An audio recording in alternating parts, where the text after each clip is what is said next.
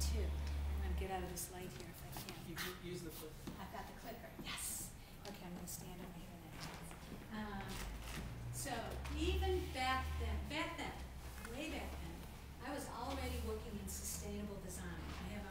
I guess I had my epiphany in 1988 and really was excited about what was going on in New York. And even back then, there were fantastic examples of the sustainable future, you know, on the ground that people could come and make part of their life. Places like community gardens where you're keeping your bioregion green as you're feeding yourself more fresh and local.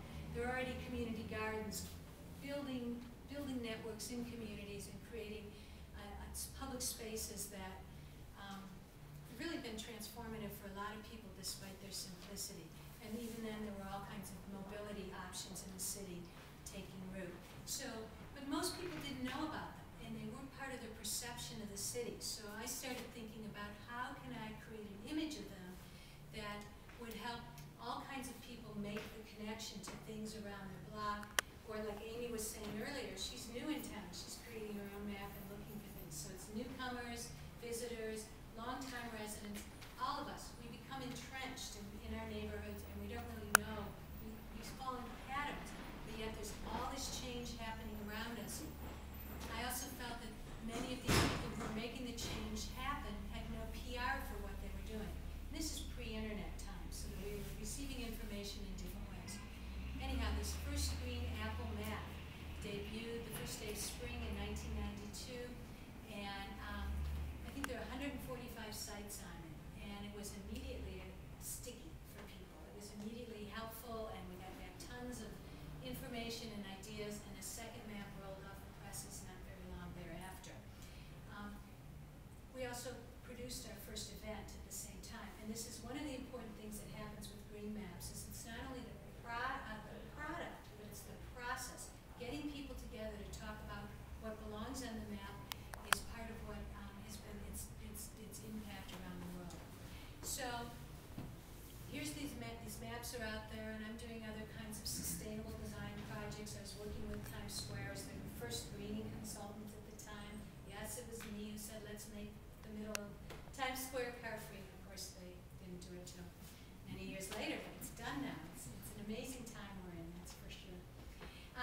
Anyways, I started thinking about, after watching how people were using maps, the importance of creating a universal symbol system, that all the maps, even if they were locally made in different languages, different mediums, and for different purposes, this global symbol system could be the thing that linked us all together.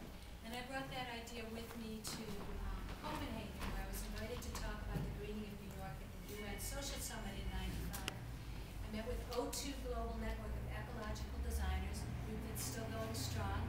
Everybody threw ideas on the table, and one person threw a modem on the table. And we started talking about this new medium, and what could we do with it together that would help what O2 was doing, which was in a lot of cases, you know, there wasn't really a word for open source that we were using yet, but the gift economy, this idea of just sharing what we know to expedite progress and to keep things moving.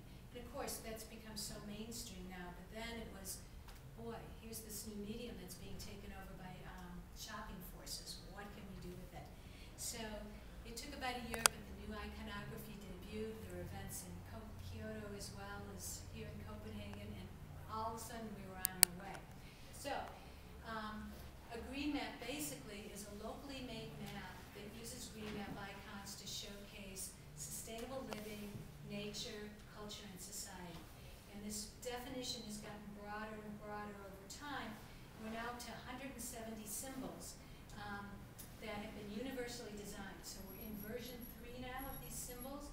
And the last time we created like a pattern code to underlie it, to make them easier to understand and also easier to add to. So people continually make new local icons in different places, but they mostly stick with the global set. And it's been used as an inventory tool. So it helps, oops, did I take that slide out? Yes, I did. Well, it helps people, sorry, it helps people not only see what they need to map, but it also helps them explain it to other people. And thought for a long time it was the world's first universal symbol system, but it's actually the orienteering people who had one before us. So we just found that out this year. We released it as a font.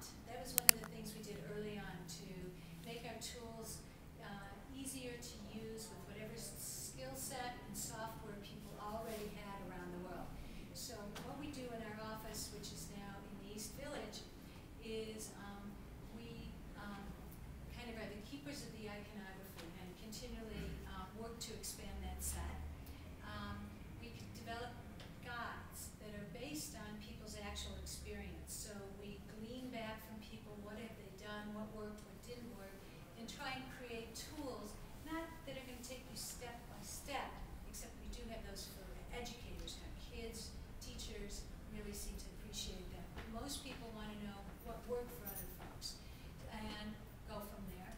And then we have a lot of other resources, like some of the books that we've produced to help people understand things like, what are some of the outcomes that we've created around the world.